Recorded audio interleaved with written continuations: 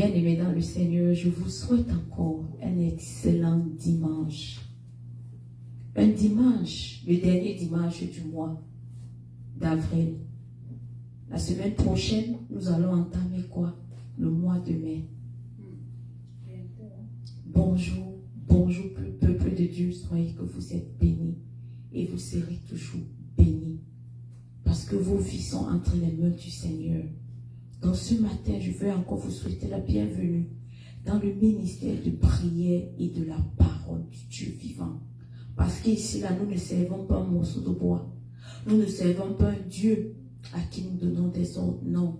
Mais nous servons un Dieu vivant, celui qui est puissant, celui qui est digne d'être adoré, celui qui est digne de recevoir nos bénédictions. Donc si tu sais ce matin que le Père là, qui t'a réveillé, est digne de tes louanges, de tes bénédictions ce matin, de tes adorations. Est-ce que tu peux ouvrir ta bouche avec moi et commencer à l'adorer?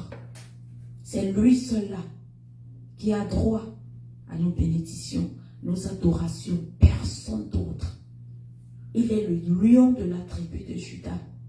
Il est notre Père, c'est lui qui nous a formés, c'est lui qui nous a créés, celui-là qui est capable, la seule personne qui est capable. Il a été capable de créer quoi? Les cieux et la terre. Celui-là qui a été capable, celui qui te connaissait avant ta conception. Celui qui a dit que oui, tu naîtras de telle, tu sortiras de telle famille. Celui-là qui est capable de renverser et de te servir devant tes ennemis. Allons-y. Est-ce que tu peux ouvrir ta bouche ce matin et l'adorer, papa, nous te disons merci. Tu es l'ami fidèle de tous les jours, de tous les temps. Toi qui ne changes pas selon nos humeurs, tu es toujours pareil. Tu es l'alpha, l'oméga, le lion de la tribu de Juda, le muguet de nos vies. L'hameçon là, qui est lié à nos vies, celui-là qui ne nous abandonne pas. Celui-là qui ne trébuche pas. Papa, quand nous voyons le matin, le lever du jour, même si c'est la pluie, nous savons que tu es vivant. Parce que tu es un Dieu vivant. Toi qui respectes ta parole. Papa, il n'y a pas ton Dieu. Il n'y a même pas quelqu'un qui t'atteint à la cheville. Qui a pu créer quoi que ce soit si ce n'est pas toi qui lui donne la sagesse? Papa, nous t'élevons ce matin. À toi l'honneur, à toi la victoire. Sois élevé, sois adoré. Au nom puissant de Jésus-Christ, notre Seigneur et Sauveur, qui est mort sur la croix pour nos péchés. Nous te disons merci de nous avoir donné Jésus-Christ, cet agneau que tu as immolé sur la croix. Celui-là qui a déversé son sang qui parle pour nous. Son sang qui est venu nous réconcilier avec toi. Et c'est pour ça que ta miséricorde parle pour nous. Et c'est pour ça, Seigneur, que je suis encore ici, debout, présente tous les dimanches. Par ta grâce, papa, je le serai toujours. Et la force que le sang de Jésus me donne aussi, qui coule dans mes veines, dans mes artères, partout. Le sang qui n'a pas versé en vain.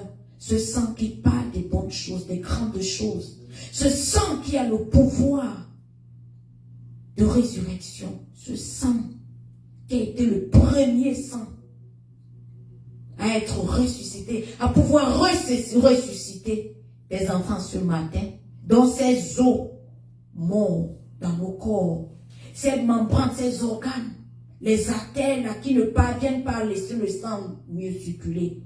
Le pouvoir du sang de Jésus est le seul sang qui est capable de déboucher ces artères. Nous disons merci Seigneur. Que le sang de Jésus circule bien dans nos cerveaux. Que le sang de Jésus nous donne la vie ce matin. Nous redonne cette vie en abondance. Au nom de Jésus-Christ, notre Seigneur, qui est mort sur la croix pour nos péchés. S'il y a quelque chose que nous avons fait depuis que nous nous sommes réveillés, papa, nous nous posons toujours la question de savoir si nous avons mal regardé notre voisin. Nous avons murmuré, papa, nous te demandons pardon. Qui sommes-nous afin de nous plaindre quand tu nous as déjà donné le don de vie. Ce don de vie dont nous n'avons pas mérité. Beaucoup de gens ont dormi hier, mais ne se sont pas réveillés. Mais Seigneur, tu as accepté et tu as permis que nous soyons comptés parmi les vivants. Seigneur, à toi la gloire, à toi l'honneur, d'éternité en éternité. Tu es merveilleux, tu es fidèle. Te disons merci pour le Saint-Esprit. Ah, Saint-Esprit, notre ami fidèle, le vrai ami qui n'échoue pas, celui-là qui n'est pas corrompu devant un morceau de viande, devant un billet de 10 000 ou bien devant un billet de 100 $. Saint-Esprit, nous te disons merci pour tout. Toi qui tu ne nous parles pas selon tes humeurs. Tu nous aimes. Toi là qui nous transformes, Saint-Esprit, nous sommes là ce matin, c'est ton heure. Que tes enfants te voient, qu'ils t'écoutent et non moi, je ne suis rien. Je suis simplement ce vaisseau que tu utilises afin d'apporter ta parole. Tes enfants ce matin parlent, moi aussi. Je me prosterne devant la croix de Jésus. Lave-moi, purifie-moi. Purifie tes enfants ce matin. Ouvre leur esprit. Parce que nous savons que la semaine prochaine là est bénie. Tu as déjà plané notre sentier. Merci pour tout. Au nom de Jésus-Christ, notre Seigneur qui est mort sur la croix pour nos péchés. Donc si tu crois qu'il est digne d'être adoré, qu'il est digne de tout cet honneur, est-ce que tu peux dire Alléluia? Alléluia! Alléluia! Alléluia! C'est agneau immolé. Celui qui t'a permis de voir le nouveau lever du jour. Celui-là qui te permet de rester affamé jusqu'à ce que tu rentres de l'église. Tu ne vas pas mourir. Il te donne la force afin de pouvoir bien digérer sa parole. Parce que quand tu vas à l'église, tu as déjà mangé. Tu vas arriver là-bas, tu ne vas pas écouter ce que le pasteur va dire. Tu vas ronfler, empêcher même les autres. Donc avant de partir à l'église, ça ne mange pas. Quand tu reviens, la parole là sera bien. J'ai dit, inscris en toi. Et après, tu vas accompagner, fais ton plat léger de nourriture pour remercier le Seigneur pour ce qu'il fait, ses bontés, ses miracles dans ta vie. Si tu sais que tu vas recevoir les miracles du Seigneur aujourd'hui, est-ce que tu peux lui dire merci pour les miracles qu'il a déjà préparés pour toi, ces miracles qu'il a préparés pour tes enfants et pour ton futur demeure, tu seras ancêtre. Dis-lui merci pour les miracles qu'il a préparés pour tes petits-enfants. Tes arrière-petits-enfants. Alléluia. Dans notre parole de ce matin, nous vient de 1 Roi, chapitre 11, du verset 1 à 3, qui dit: le roi Salomon aima beaucoup de femmes étrangères, outre la fille de Pharaon, des Moabites, des Ammonites, des Édomites, des Sidoniennes, des Étiennes, appartenant aux nations dont l'Éternel avait dit aux enfants d'Israël: vous n'irez point chez elles, et elles ne viendront point chez vous. Elles tourneraient certainement vos cœurs du côté de leur Dieu. Ce fut à ces nations que s'attacha Salomon, entraîné par l'amour. Comme on dit souvent, l'amour nous rend quoi? Aveugle. Comment cet amour, nous voyons comment cet amour avait pu rendre Salomon aveugle. Salomon qui était plein de sagesse. Alléluia. Donc prions ce matin afin que cet amour, l'amour de ce monde-là, ne nous rend pas aveugles. Amen. Il eut 700 princesses pour femmes et 300 concubines. Et ces femmes détournèrent quoi? Son cœur. Comment une seule personne pouvait avoir 700 femmes? Les 700 familles n'étaient pas fatiguées. Ici aujourd'hui, 1, 2, il pleure. Mais Salomon avait 700. 300 concubines. Salomon, je te donne la main. À l'époque de la vieillesse de Salomon, ces femmes inclinaient son cœur vers d'autres dieux. Il était entre son Dieu et le Dieu de ces femmes. Et voyons comment Salomon a fait. Amen. Et son cœur ne fut point tout entier à l'Éternel son Dieu, comme l'avait été le cœur de David son père. Salomon alla après Astarté, divinité des Sidoniens, et après Milcom, l'abomination des Ammonites. Et Salomon fit ce qui est mal aux yeux de l'Éternel. Qu'est-ce que nous avons fait de mal devant les yeux de l'Éternel ce matin? Et il ne suivit point pleinement l'Éternel comme David son père. Alors Salomon bâtit sur la montagne qui est en face de Jérusalem un lieu pour Kemosh, l'abomination de Moab, et pour Moloch, l'abomination des fils d'Ammon. Et il fit ainsi pour toutes ces femmes étrangères. Nous, il dit quoi? Femmes étrangères. Qui offraient des parfums et des sacrifices à leur Dieu. Pas au Dieu de Salomon, mais à leur Dieu. Ces femmes étrangères épinent sous la plante de pied de Salomon. Amen. L'Éternel fut irrité contre Salomon parce qu'il avait détourné son cœur de l'Éternel, le Dieu d'Israël, qui lui était apparu 2 fois.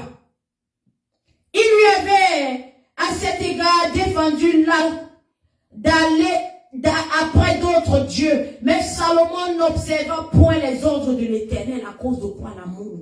Amour éphémère. À cause de cet amour-là.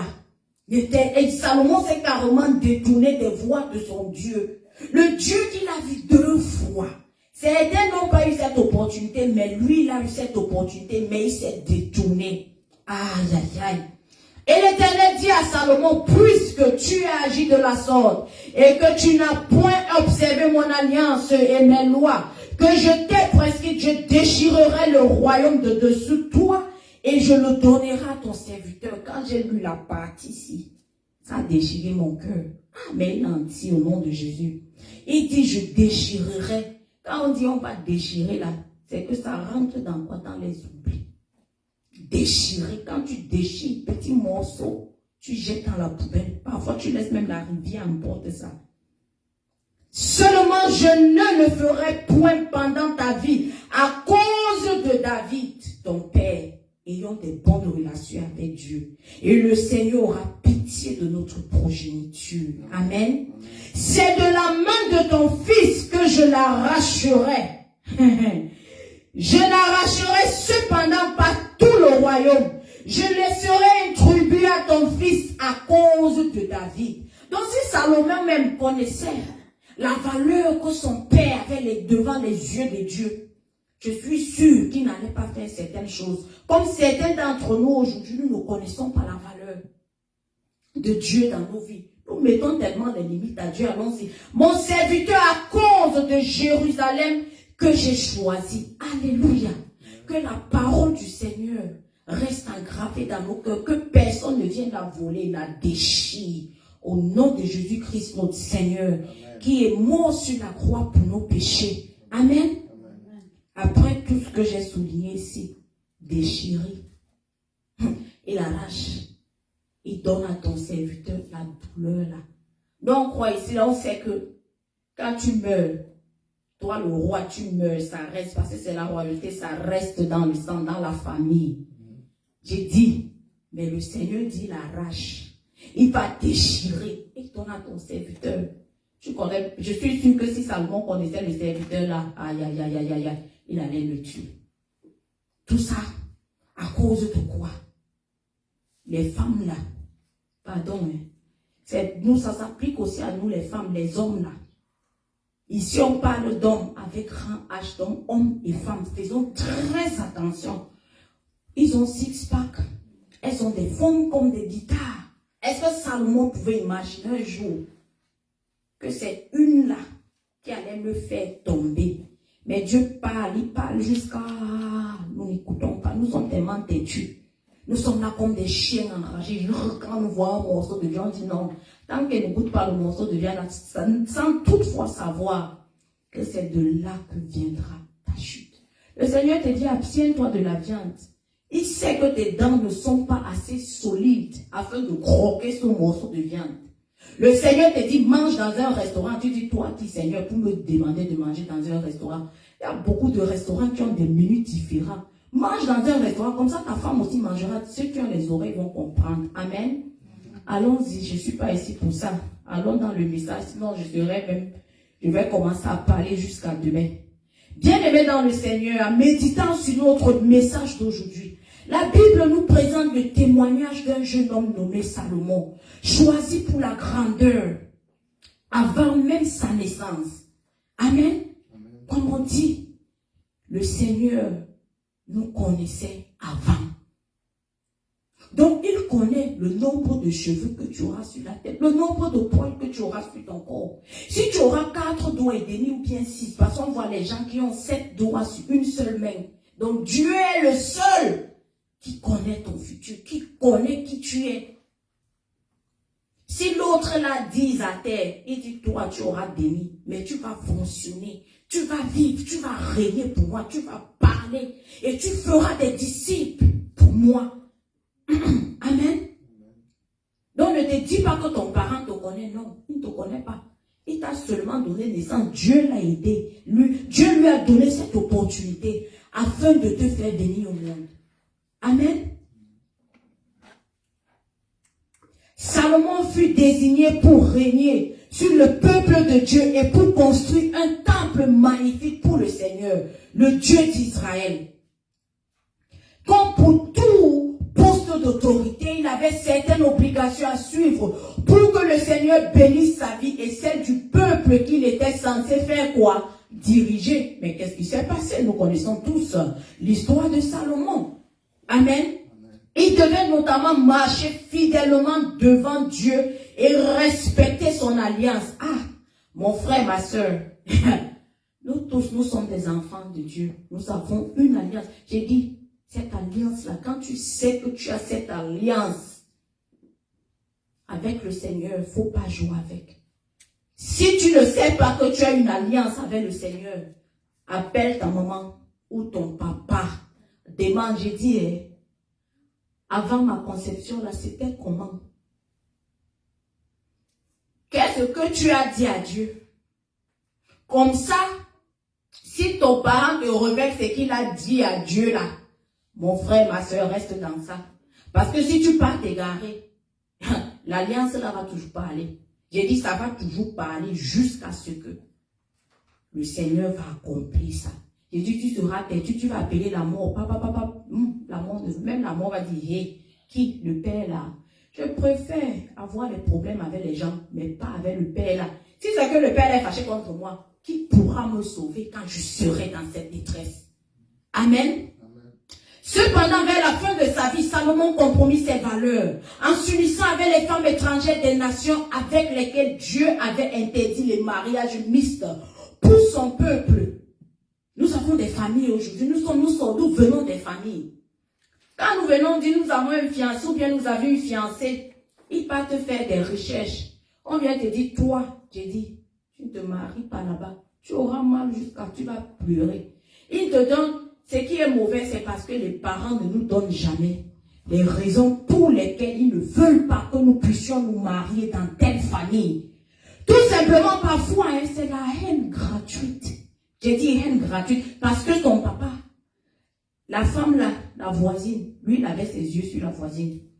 Comme son ami a pu convaincre la voisine de l'aimer, c'est comme ça qu'il commence à détester tout le monde qui naîtra de cette voisine. Quand il va te voir, il va voir la voisine à qui la femme là, j'ai dit, ce sont des sorciers. Ils ne vont jamais vous dire pourquoi est-ce qu'ils se déchirent. Et ils se déchirent même pour rien. Qui t'avait dit que cette fille devait être ta femme?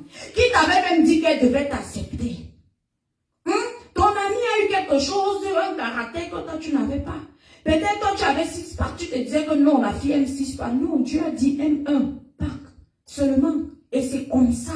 Mais nous compliquons tellement des choses que on ne comprend plus. Les haines naissent comme ça pour rien. Et c'est comme ça que des enfants qui ne connaissent rien de ces haines viennent seulement tomber dans ça. Et c'est comme ça qu'ils se déchirent pour rien. À cause d'une histoire de quoi? Amour. Amen. les 7 histoires d'amour, que le Seigneur nous délivre vraiment, que le Seigneur aide-nous, circoncis nos yeux, afin de ne pas tomber amoureux n'importe comment au nom de Jésus. Parce que les choses, l'affaire de Salomon, c'est lui, je ne sais pas s'il tombait amoureux, ou bien c'était, il prenait seulement plaisir. Tu as 700 femmes. Je dis, mon ami, tu as quelle qualité de reine afin d'avoir 700 femmes? Les 700 ne te suffisent pas de gros cœur. Tu peux avoir 300 concubines, pas une, hein, pas 3, 300. Aïe, que le Seigneur nous délivre. Que le Seigneur nous délivre vraiment. Je cherche même le mot, je ne trouve pas. Aïe, aïe, aïe, que le Seigneur nous délivre vraiment. Au nom de Jésus-Christ, notre Seigneur. Amen.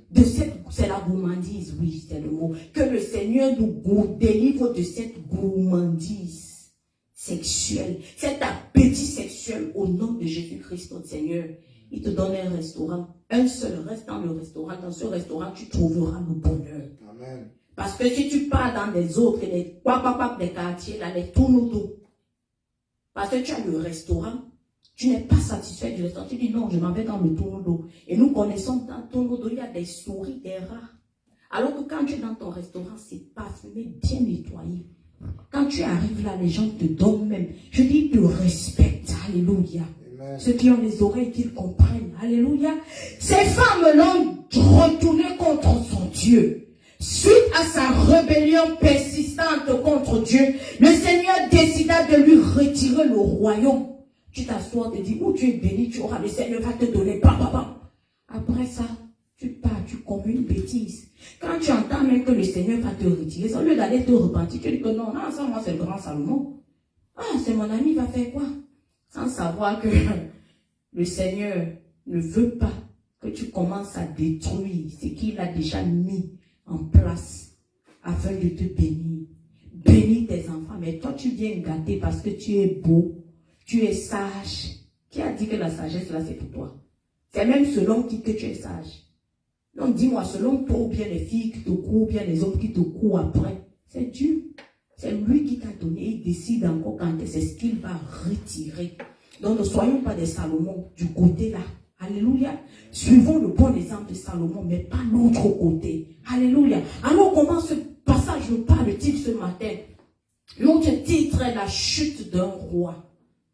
Seigneur, préserve-nous contre cette chute. Alléluia. C'est ça qui doit être ta prière. Seigneur, préserve-moi contre cette chute. Parce que le Seigneur nous appelle des rois et nous sommes des rois. Et nous sommes des reines parce que le Seigneur nous a donné la capacité de pouvoir faire des choses, de pouvoir proclamer. C'est ça qui fait de nous des rois.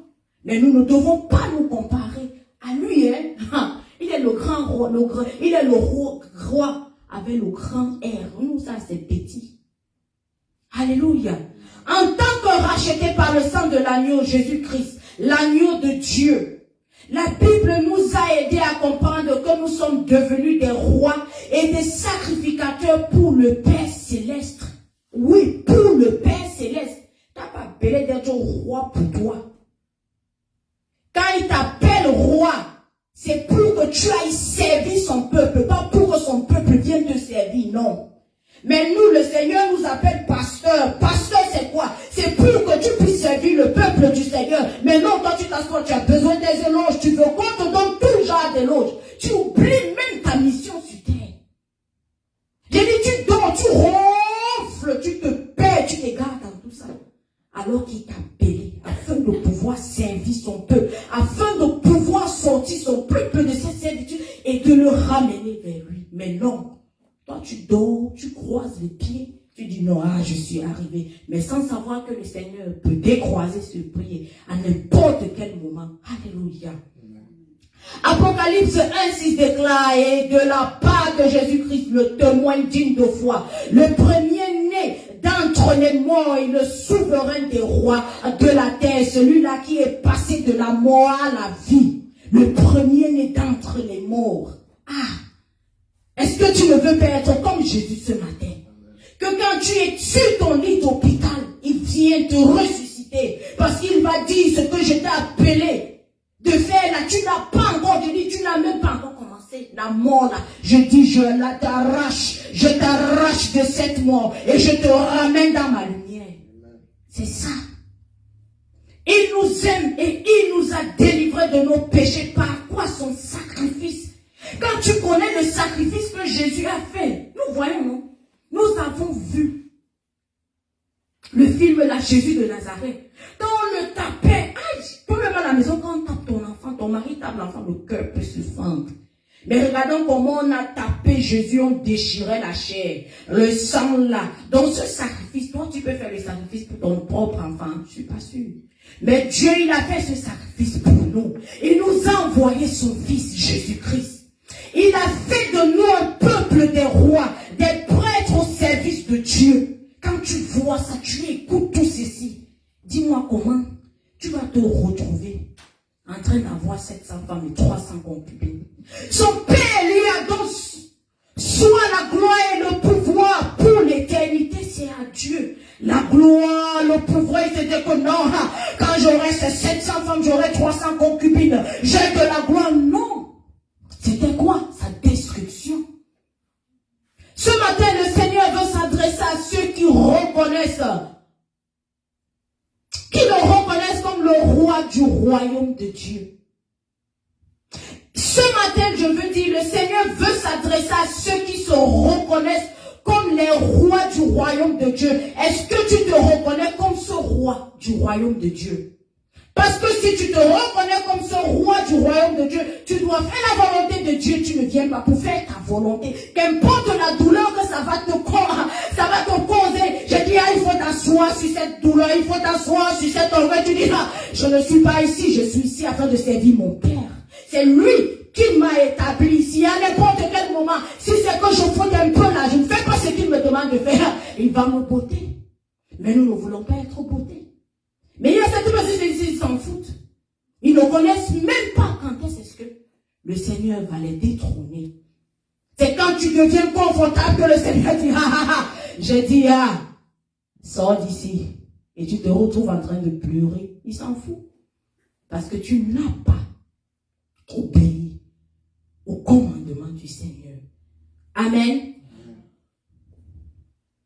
Nombre d'entre nous se rappellent de l'histoire de Salomon. Donc beaucoup d'entre nous, nous nous rappelons de l'histoire de qui? De Salomon.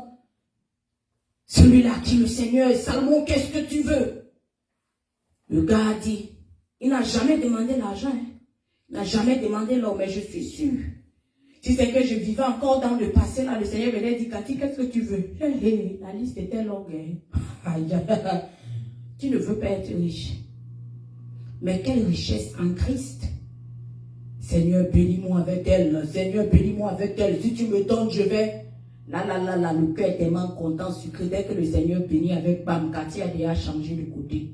La démarche même a déjà changé. La façon de traiter les gens a même déjà changé. Alors que j'étais sur mes pieds, Seigneur, si tu me bénis, je dis, je vais construire ceci à ma maman. Je vais faire ceci pour mes frères. Je vais faire ceci pour ma communauté. Aïe, c'est moi, je commence à boire des champagnes, je mange du caviar, je voyage, j'oublie même, c'est quand l'argent finit déjà, je dis que, Seigneur, c'est même en train de finir, donne encore un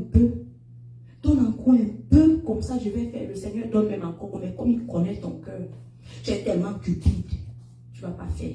Donc nous voyons ce que Salomon a fait. Certains d'entre nous ont grandi avec l'idée que Salomon était le plus grand coureur de jupons de tous les temps. Quand tu entends ça, coureur de jupons, ça fait mal à l'oreille. Avec 700 épouses royales et 300 concubines, l'homme le plus sage de la terre après Jésus, c'était Salomon.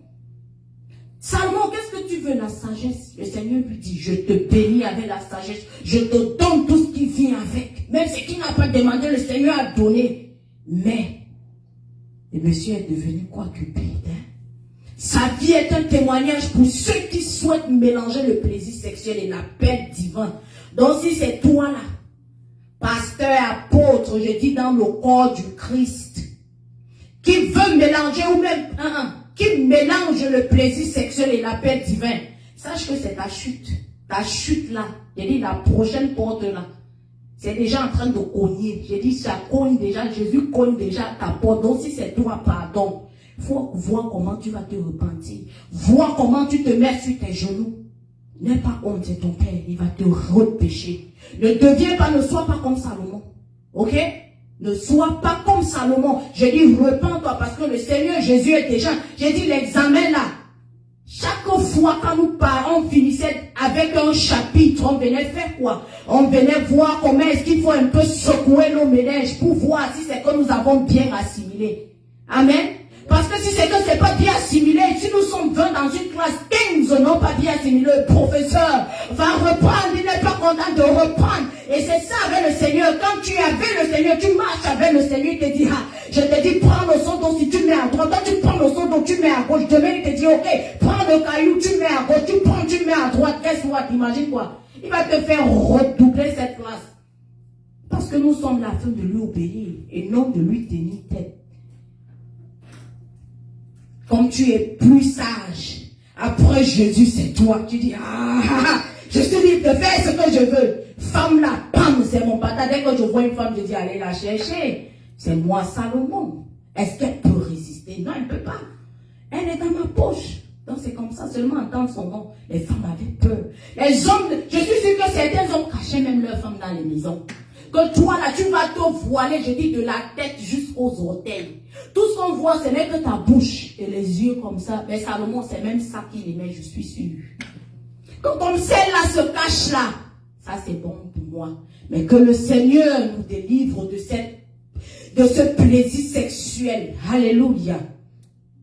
Cependant, l'aspect le plus remarquable de son histoire est que Dieu a choisi Bathsheba, la même femme avec qui David, son père, a commis l'adultère, pour donner naissance à celui qui régnerait sur son peuple. Nous tous connaissons qui était Bathsheba. Elle était la femme d'un des serviteurs de David, que David avait envoyé où? En bataille, quand il allait, David a dit, ne le mettez pas derrière, mettez-le devant, parce que le plan de David, c'était de faire quoi? De récupérer sa femme. David, tout ce qui était bien mûr là, parce qu'il y a des fruits, que quand tu regardes un fruit, tu pars au marché, le fruit là va te séduire. Tu dis que non, je ne peux pas laisser ça. La mangue si est belle. Quand je vais manger ça, mon cœur, mon ventre sera tellement content, il ne va pas me donner la diarrhée. Mais tu vas voir une mangue qui aurait une forme genre là, tu vas dire, non, ici là, je ne prends pas. Il avait vu comment Bathsheba se lavait un jour. David a dit, aïe, aïe, aïe, ici je ne peux pas résister. Regarde comment elle est belle, regarde comment elle est formée. J'ai dit, moi là, elle me mérite. Et c'est comme ça que David se retrouve avec Bathsheba et donne naissance à qui? Salomon. David a atteint un moment de sa vie où Dieu l'a établi roi et lui a accordé le repos de tous ses ennemis. Après toute cette bataille, il aimait tellement Dieu que quand David ouvrait sa bouche, il s'en foutait de savoir qui était autour de lui, la manière dont il va glorifier Dieu, la manière dont il va célébrer Dieu. Je dis, il s'en foutait. Donc c'est pour ça que quand David demandait quelque chose au Seigneur, nous tous nous savons que le Seigneur ne résistait pas. Donc je prie afin que tu sois cette personne. Que quand tu vas ouvrir ta bouche, le Seigneur va dire, oh, ça c'est le parfum de la bouche de ma fille Cathy. Oh, ce qu'elle me demande, je ne peux pas résister. Elle ne le demande pas pour elle, mais elle le demande pour des gens même qu'elle ne connaît pas. Quand elle vient prier ici, là, elle ne me demande pas des royaumes, elle ne me demande pas des biens pour ses enfants. Mais elle vient prier pour des enfants qui sont malades dans des hôpitaux dans le monde entier. Viens prier pour ces veuves, pour ces aveugles. Comment est-ce que je ne vais pas lui donner ce qu'elle me demande?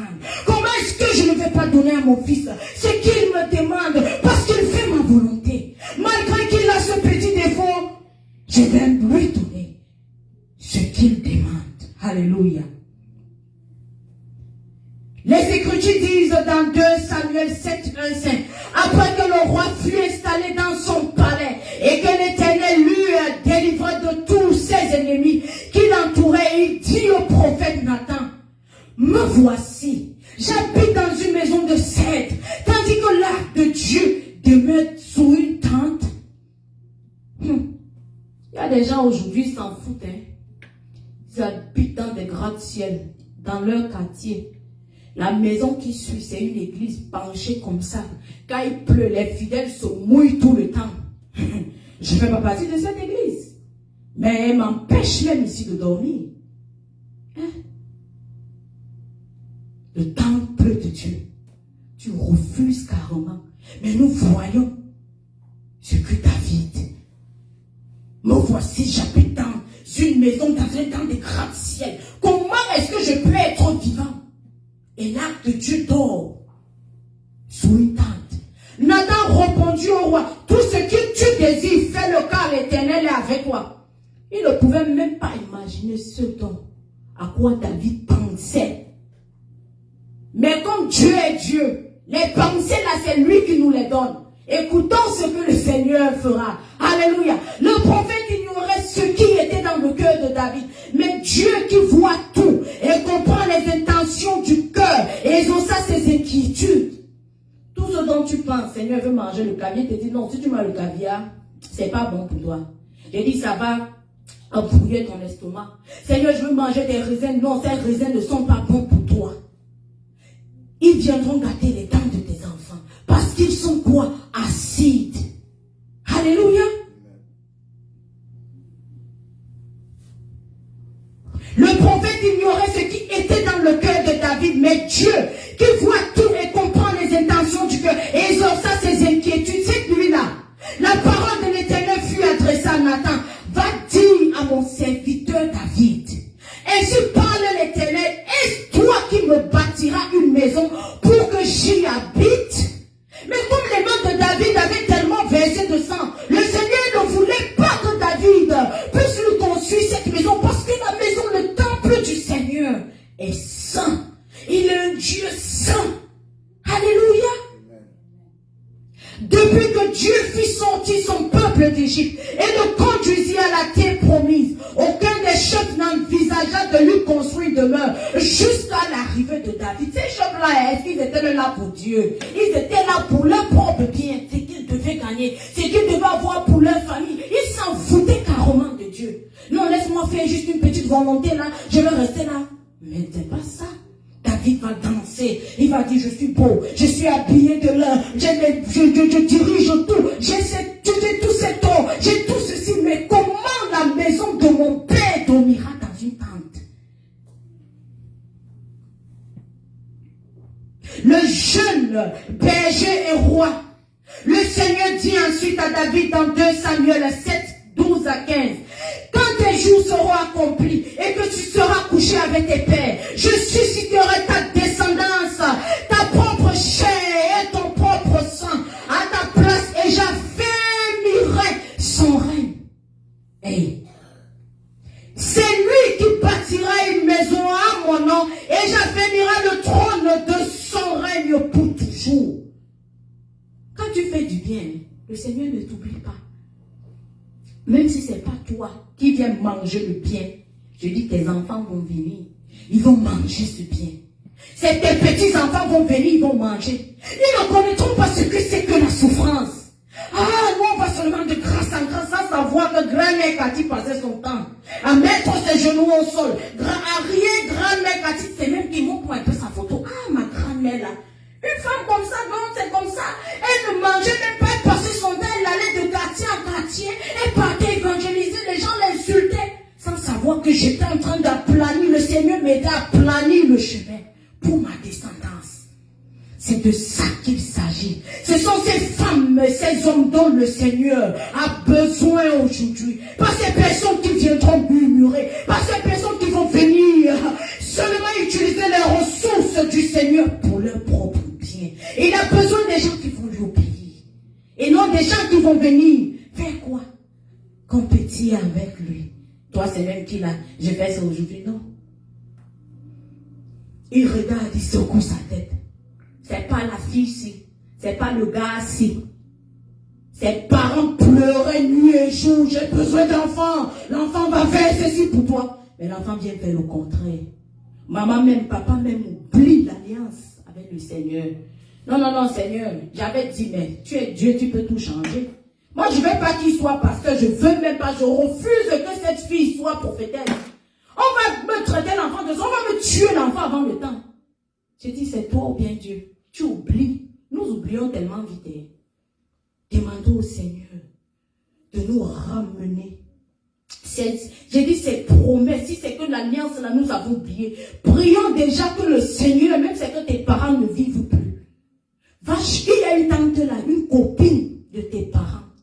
Ils connaissent la vérité. Pourquoi est-ce que tu es là? Pourquoi est-ce que tu portes ce nom que tu portes? Cette alliance-là qu'ils ont pu sceller avec le Seigneur. Quelle est cette alliance? Cette prophétie fut donnée avant que David ne commette l'adultère avec la femme d'Uri.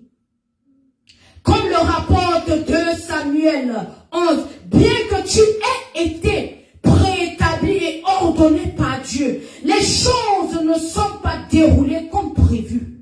Mais Dieu a finalement fait en sorte que tout ce qui est arrivé dans ta vie, de David conduise Salomon à l'accomplissement de ce qu'il avait prévu depuis la nuit des temps. Amen. Toi, papa qui aime les femmes, tu sais que tu es roi. Tu as eu 10 femmes. Tu les as laissées. Tu as laissé certaines dormir affamées. Ton fils, tu sais que c'est ton fils qui sera ton successeur. Parle à ton fils. Lui, mon fils, tu as vu ça? Les 10 femmes là, je ne les aimais pas toutes pareillement. C'est pas parce que j'avais 10 femmes. C'est pas ça qui a fait de moi un homme puissant ou bien un grand roi. J'ai échoué à ma mission. Trouve une femme, la seule femme que tu vas aimer, que tu vas chérir de tout ton cœur et reste avec elle. Soyez une chair, une seule main et tu verras comment le Seigneur va vous élever. Parce que la deuxième que tu vas aller prendre là, problème qu'il y aura dans ta maison, même toi le roi, j'ai dit tu vas échouer devant les yeux de ton peuple. Tu vas commencer, tu vas te retrouver en train de confondre des choses. On va dire, elle parle parce qu'elle est une femme. Non, c'est pas ça. Je dis ce que le Seigneur dit. Alléluia. Parce que c'est ta chute. Une seule femme d'abord. C'est pas facile. Mais toi, le gros cœur, tu as vu les femmes. Tu dis que non, je suis roi. Je peux avoir n'importe quelle femme. Selon qui? Selon toi ou bien Dieu. Est-ce que Dieu t'a appelé à voir toutes ces femmes? Non, il te dit, mange dans un restaurant, mais toi, tu n'es pas satisfait. Tu vas avoir des tournes d'eau, des casse-têtes, tout ça. Alléluia. Que pouvons-nous apprendre de l'histoire du roi Salomon? Depuis que je parle là, qu'est-ce que tu as appris? Qu'est-ce que tu as retenu? C'est bon pour toi d'avoir 7 ans? 2, 3, 4, 5, 10? Est-ce que c'est ça qui fait de toi un homme? Non. Avoir plusieurs femmes et des concubines ne fait pas de toi un grand homme. Non. Ça fait de toi un imbécile devant les yeux de Dieu. Ça fait de toi un homme qui n'est pas capable. Ça fait de toi un homme qui ne connaît pas ce qu'il veut dans la vie. Oh oui. Mais quand tu connais ce que tu veux dans la vie, ton choix, tu l'assumes. Qu'il pleuve ou qu'il neige, tu es dans ça. Si ce n'est pas comme ce que le monde veut, non, c'est elle que Dieu, ou c'est lui que Dieu a choisi pour toi. Alléluia. Parce que tu n'es pas roi pour des gens. Tu es roi parce que Dieu t'a établi ainsi. Tu n'es pas là pour faire la volonté du peuple, mais tu es là pour faire la volonté de Dieu. Alléluia. Le premier point dit, Dieu nous choisit pour un but précis. Est-ce que tu connais le but pour lequel Dieu t'a fait naître? Est-ce que tu connais le but pour lequel Dieu t'a permis d'être parent? La première leçon de la vie de Salomon est qu'il a été choisi pour un but avant même sa naissance, tout comme Jérémie, qui a appris que Dieu le connaissait avant sa formation. Avant d'être conçu dans ma maman là, dans le sein de ma maman, Dieu connaissait déjà. Il savait que Cathy allait naître de telle femme et de tel jeune garçon. Tu vas aller faire là-bas, non, c'est pas ça. Cathy n'allait jamais aller naître chez les Douala ou chez les Bamileke, non, c'est chez les Bakaka. Venant de tel et de tel, oui. Parce que si tu partais ailleurs, elle pouvait s'appeler Cathy, mais ça ne devait pas être ça. Alléluia. Comme aujourd'hui, nous nous retrouvons en train de prendre des races de chiens différentes. Nous les mettons ensemble. Ce qui fait qu'ils n'ont même pas de race. On se retrouve en train train de trouver des races devant Dieu. Est-ce que c'est comme ça que ça devait être? Non. Et pour accomplir son dessein, il est d'abord nécessaire de connaître son identité en Christ. Quelle est ton identité en Christ? Moi, là, mes parents m'ont donné Cathy. Est-ce que c'est comme ça que Dieu m'appelle? Ta maman t'a appelé Agathe. Est-ce que c'est comme ça que Dieu t'appelle? Demande au Seigneur, papa, quel est le nom avec lequel tu m'identifies? Peut-être le Seigneur t'appelle même comme ça. Tu ne sais pas que c'est toi qui es troublé. Il t'identifie par tel nom. Oh, Marie. Toi, tu sais que tu t'appelles Cathy. Non, le Seigneur, quand il dit Marie, là, tu es même embrouillé. C'est quand on vient te taper sur l'épaule, mais c'est pas toi. Tu dis que non, c'est pas mon nom. Comment? C'est pas ça que mes parents m'ont donné. Tu commences à dire à Dieu que non, c'est pas ça, alors que Dieu te donne ta vraie identité. Demandons au Seigneur de nous donner notre vraie identité au nom puissant de Jésus-Christ, notre Seigneur. Parce que quand nous connaissons cette identité que le Seigneur nous a donnée, il y a beaucoup de choses que nous allons éviter. Parce que ton nom parle pour toi. Mais ceux dont tes parents vont te donner vont même parler contre toi. Tu entends un doigt là? Un papa qui connaît ce que c'est que le fantôme donne le nom de son enfant et dit mots. Toi-même, quel est l'avenir que tu donnes à cet enfant? Pas à tout cet enfant parce qu'on va voir le fantôme. Non, essayons un peu de recalibrer. C'est pas parce que ça vient de notre lignée, ça vient de notre tradition. Non. Nous devons faire quoi? Abolir cette tradition. Alléluia. Quand tu donnes le nom, et maintenant tous ces enfants vont s'appeler Edimo. Ah, on te voit dans la nuit, tu es le fantôme, en journée même tu es le fantôme, l'enfant pleure. Sans savoir que c'est le fantôme qu'on voit. Alléluia. Donc demandons au Seigneur, Seigneur, pardon, donne-moi le nom Pessa. Donne-moi le nom tel. Donne-moi son identité. Ton identité en Christ. Quelle est ton identité en Christ? Parce que si je donne la signification de mon nom, vous connaîtrez pourquoi. Alléluia. De nombreux croyants ont du mal à connaître leur vraie identité en Christ parce qu'ils n'ont pas encore eu cette rencontre personnelle avec Dieu comme les révélations de la parole reçues par Samuel aux visions de Salomon. Votre identité se reflète dans le nom qui vous est donné. Vos parents vous connaissent peut-être sous un nom spécifique qu'ils ont choisi, souvent lié à une période importante de leur vie. De même que Dieu peut vous connaître sous un nom qu'il vous a donné, qui peut être différent de celui que vos parents vous ont fait quoi? Attribuer, ça va faire quoi? Ça va mal parler pour vous, ou parfois ça va aussi bien parler pour vous. Tu entends le nom, quelqu'un va te dire, je m'appelle bénédiction. Mais c'est la malchance, partout où je passe, on voit pas mon problème. Tu dis non, à partir d'aujourd'hui, je ne m'appelais plus comme ça. Comme nous sommes dans un pays où tu peux aller changer ton nom. D'autres personnes vont te dire, j'ai déjà prié contre ce nom. Demande au Seigneur de te révéler cette identité en Christ. Amen. Et en fin de compte, tous ces noms contribuent à résumer votre identité et votre raison de vivre. La vie est tellement difficile pour moi, je m'appelle la joie. Mais ce ne sont que des malheurs que je rencontre sur mon chemin. Je m'appelle beauté, mais tout ce qui est à moi là, c'est la laideur. Quand j'ouvre ma bouche, c'est pas la beauté qui sort. Demande au Seigneur de t'aider et de te donner ta vraie identité en Christ. Alléluia. Par exemple, nous avons le nom de naissance de Salomon qui était Jédidia, qui signifie ami de Dieu, qui ne veut pas avoir ce genre de nom, qui ne veut pas donner ce genre de nom à son enfant. Non, c'est un nom ancien et tout ça, ami de Dieu. Tu connais ce que c'est qu'être l'ami de Dieu? Quand tu es ami de Dieu, dis-moi, si tu ne vas pas marcher main dans la main avec le Seigneur, si tu ne vas pas lui obéir, parce que quand on dit ami, tu ne fais pas du mal à ton ami. Et Dieu est la seule personne qui ne nous fera jamais du mal. Et il est bien vrai qu'il nous fouette. C'est pour nous corriger, pour que nous puissions rester sur le droit chemin. Alléluia. Mais il était connu sous le nom de Salomon en raison de la paix qui régnait durant son règne. Il portait également les noms comme Ben, qui veut dire constructeur du temple, Jacob souverain du monde, et Étienne, Dieu avec lui. Tous reflétant son identité et sa mission. Nous voyons pourquoi est-ce que Salomon a pu faire toutes ces choses. Mais, est-ce que Dieu Dieu lui avait donné le nom de 700 femmes et 300 concubines? Non.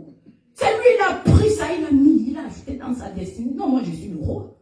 Tout ça parce qu'il voulait gagner des contrats. Selon toi, est-ce que Dieu n'a pas donné des contrats gratuits à Salomon? Mais le gros cœur, le nom là devait rester comme moi, c'est le roi Salomon. J'ai pu faire ceci, j'ai pu avoir des femmes. Est-ce que Dieu t'avait dit d'avoir toutes ces femmes? Non. Dieu est contre la polygamie. Hein? Parce qu'une femme, tu es incapable de la satisfaire. Comment tu auras 2, 3, 10? Une femme d'abord, j'entends les hommes dire, ce sont les mots de tête. Papa, tout, tu ne veux pas dormir, ça veut dire que tu ne t'aimes pas. C'est quel appétit comme ça? Tu es ce chien, ou bien tu es ce lion, ou bien tu es ce roi qui est à l'image de Dieu. Alléluia. As-tu expérimenté Christ de telle sorte qu'il te révèle des mystères te concernant ce nom-là? Quels sont ces mystères attachés à ce nom? Amen. Va dormir aujourd'hui, demande à Christ. Il va te révéler. Ta mère a dit tu t'appelles Cathy Pessa, mais moi je ne t'appelle pas comme ça. Ta mère a dit que ton frère là, non, mais moi je ne t'appelle pas comme ça, voici mon identité. Quand tu acceptes, tu commences à marcher avec l'identité de Christ, dis-moi comment est-ce que ton aura ne va pas changer. Alléluia. Deuxième point, nous devons nous familiariser avec la loi de Dieu pour maintenir la prospérité de notre appel divin. Oui, nous devons nous familiariser. Quelles sont ces lois que le Seigneur a attachées à mon ADN? Parce que cet ADN ne m'appartient pas. Le Seigneur m'a seulement emprunté un peu. Qu'est-ce qui est attaché? Quel est cet appel divin qui est attaché à moi là? Je m'en vais à gauche, ce n'est pas ça, mais Dieu, on te voit, tu es homme de Dieu, tu es femme de Dieu, tu refuses, tu dis non. Tant que tu n'acceptes pas, les choses ne vont pas changer pour toi. Est-ce que tu ne sais pas ça? Jusqu'à ce que tu acceptes l'appel de Dieu dans ta vie. Tu vas tourner, tu vas te casser la tête quand tu seras confortable. Tu vas te dire que merde, qu'est-ce qui ne va pas? Je tourne à gauche, je tourne là comme des asticots dans des goyaves, ou bien comme la toupie, elle tourne, tant que tu ne mets pas le doigt pour s'arrêter, pam, elle ne s'arrête pas. Demande au Seigneur quel est cet appel divin dans ma vie. Amen. En devenant roi, Salomon reçut une copie de la loi de l'Éternel pour le diriger. Deux principales clés pour les futurs rois sont soulignées dans Deutéronome 17, 18, 19 qui dit: lorsqu'il montera sur le trône de son royaume, il devra écrire pour lui-même sur un rouleau une copie de cette loi tirée des selles des prêtres lévitiques. Elle l'accompagnera, elle la lira tous les jours de sa vie, afin d'apprendre à repérer qui l'Éternel, pas ton voisin, pas ton papa, mais qui l'Éternel, son Dieu, et observer scrupuleusement toutes les paroles de cette loi et de ces décrets. Comme on dit, pam! Quand le juge fait quoi? C'est son dernier décret. Tu ne peux rien changer. Et le Seigneur nous donne son dernier décret aujourd'hui. Soit tu es avec moi, soit tu es dehors. Parce que tu ne peux pas servir de roi. Tu ne peux pas servir de Dieu. Le Seigneur est tellement jaloux. L'amour du Seigneur là. Si tu connais, mon frère, ma chérie, rentre bien avec tes deux pieds. Parce que là, tu ne seras pas déçu. Ta tête ne sera pas coupée. Tu ne vas pas te retrouver en train d'avoir des copains, sachant que tu es marié. Tu viens détruire ton lit conjugal. Amen. Alors, quelles lois doivent constamment lui servir de rappel pour rester fidèle à Dieu? Le petit point dit: le roi ne multipliera pas le nombre de chevaux. Et il ne fera pas retourner le peuple en Égypte pour multiplier les chevaux.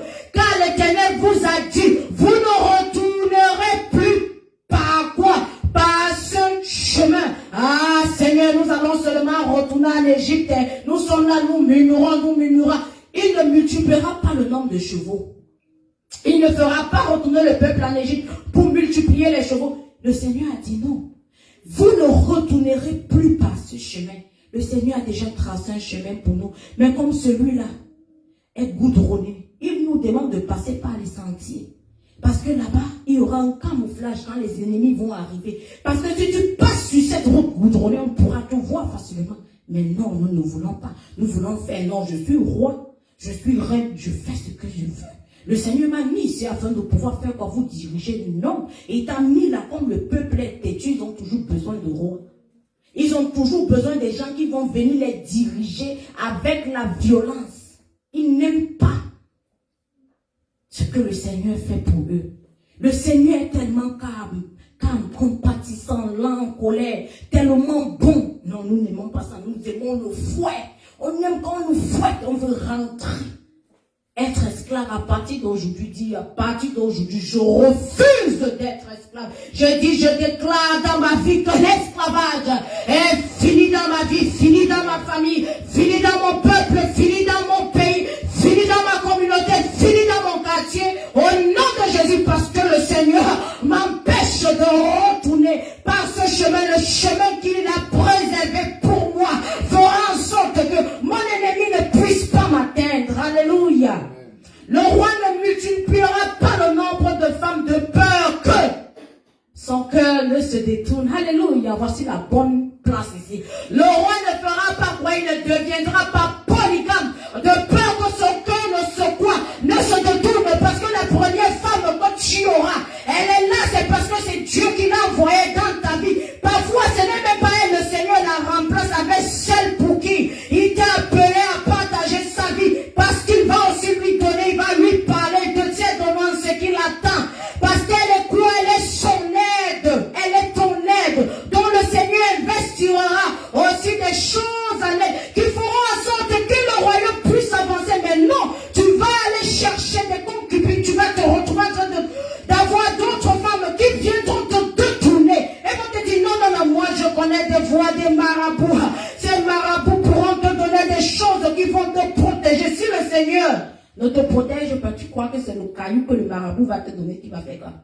Caillou qui ne parle pas, que si ça tombe sur ton orteil, il va se briser. Mais Dieu, est-ce qu'il peut tomber sur toi? Non, au contraire, il fait quoi? Il te lève. Alléluia. Cette femme-là, elle viendra faire quoi? Elle viendra détourner ton cœur, détourner ton attention vers ton Dieu. Le roi ne multipliera pas l'argent et l'or. Non. Comme je n'ai pas assez, je suis roi. Je dis, allez me chercher, allez là-bas dans tel quartier, allez me piller les maisons de ces grands messieurs, ces riches-là. Venez me donner. Lorsque vous allez retrouver là-bas, apportez-moi ça. Allez leur dire que c'est le roi qui a demandé. Quand ils entendent ça, qu'est-ce qu'ils font? Parce qu'ils veulent amasser des biens, amasser sa soie dessus, et ne pas partager avec le peuple de Dieu. Est-ce que c'est pour ça que le Seigneur t'appelle roi? Il te donne ce cœur qu'il a, le cœur que Jésus a, parce qu'il veut que tu sois comme Jésus. Il te donne un cœur qui n'est pas corrompu. Il ne te donne pas, je dis, un morceau de bois puis un morceau de pierre. Il te donne un cœur de chair qui connaîtra quoi? Qui connaîtra la douleur, qui connaîtra quand quelqu'un a faim, tu vas ressentir. Ça va pincer ton cœur, tu vas dire, oh, les enfants de mon frère n'ont pas pu aller à l'école, j'ai des biens. Laisse-moi les inscrire pour 10 ans. Les enfants de ma communauté n'ont pas de Bible. Laisse-moi ouvrir une bibliothèque quoi? Ou bien une paroisse dans le quartier, afin que ces enfants ne puissent plus marcher pendant des kilomètres. Parce que quand ils marchent pendant des kilomètres, ils arrivent à l'église, ils sont fatigués, ils tombent. Mais le Seigneur te donne des pieds, afin de pouvoir ouvrir une bibliothèque dans ton quartier. Tu es capable de le faire. Tu dis non, tu es tellement égoïste, tu es tellement occupé, tu dis c'est pour toi. Non. Quand le Seigneur nous donne, c'est pas pour nous. C'est de pouvoir partager. Alléluia. Josué 1:8 lui rappelle également que ce livre de la loi ne s'éloigne point de ta bouche.